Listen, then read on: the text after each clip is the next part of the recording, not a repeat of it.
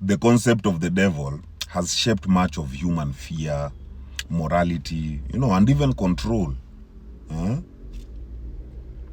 In many traditions, the devil is depicted as a supernatural being opposing God. The embodiment of evil, temptation, and even corruption. But when we strip away myth and we strip away theology, what remains is a symbol. A construct born from the need to explain human shadow, the need to regulate behavior, and even maintain authority. And the church, in particular, the church refined this symbol into a tool of governance. Turning spiritual fear into social obedience. Yet in truth, what many call the devil is not an external entity, but an internal metaphor. A reflection of the repressed, the misunderstood, and the denied parts of human consciousness. Historically, before institutional religion, ancient cultures viewed darkness not as evil, but as part of balance. Chaos and order, destruction and creation, all these were seen as two faces of the same divine force. But as organized religion took form, it needed to clearly define good and evil to sustain moral order and distinguish itself from other belief systems. Thus the devil became the projection of everything the institution rejected.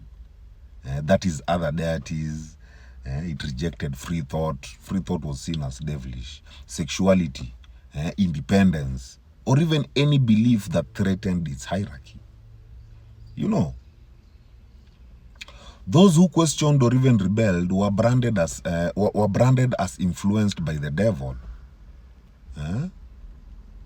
And the more powerful the image of evil became, the stronger the institution's control over morality and the human psyche.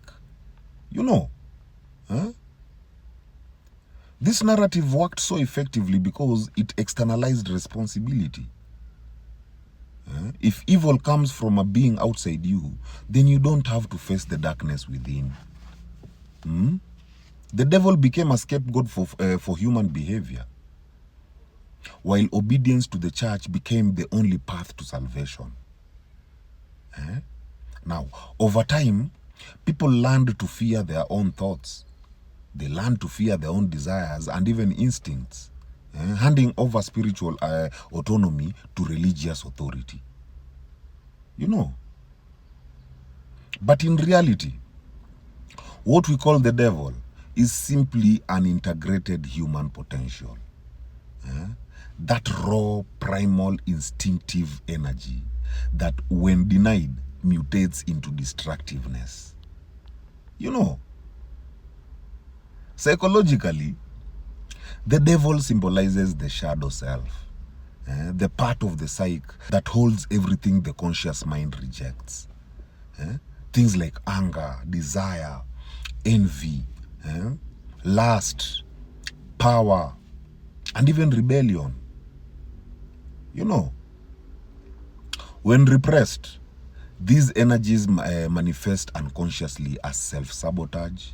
They manifest as projection and even moral hypocrisy. You have to remember, the more you deny your shadow, the more it will control you.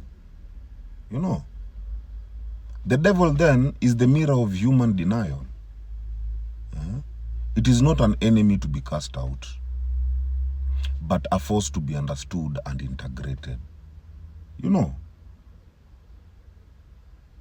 Facing your inner devil means confronting your capacity for darkness and channeling it consciously. Transforming instinct into wisdom. Transforming desire into creativity.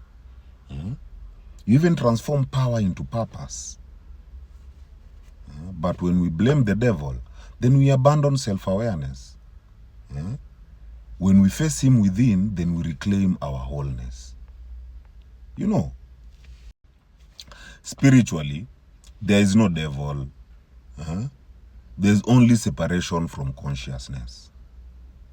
You know, the illusion of evil only arises when one believes they are cut off from divine essence.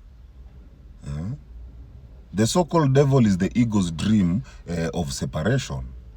You know, that is the moment one forgets their unity with existence and begins to act from fear. They begin to act from greed or even domination.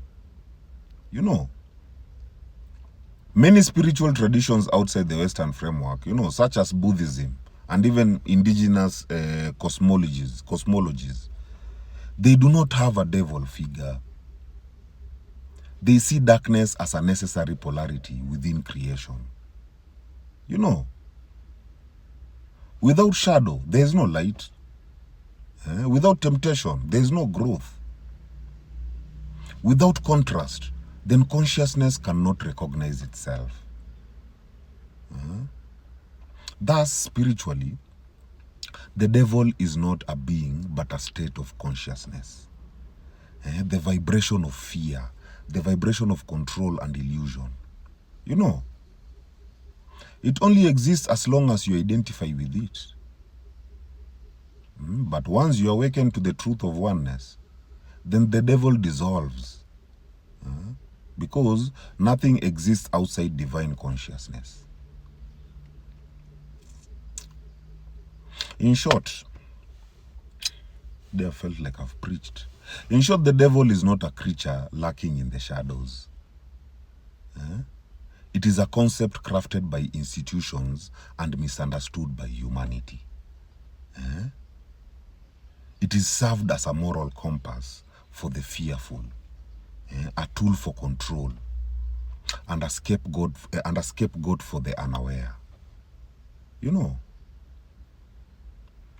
But in deeper truth, the devil is the reflection of your acknowledged self, your untamed energy, you know, your suppressed desires.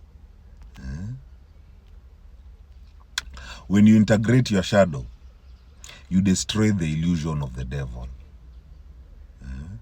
When you understand that good and evil are not enemies but polarities, then you transcend fear. You know. And when you realize that divine consciousness includes both light and darkness, then you no longer worship one or fear the other. You simply become whole. My people, hail. Hail.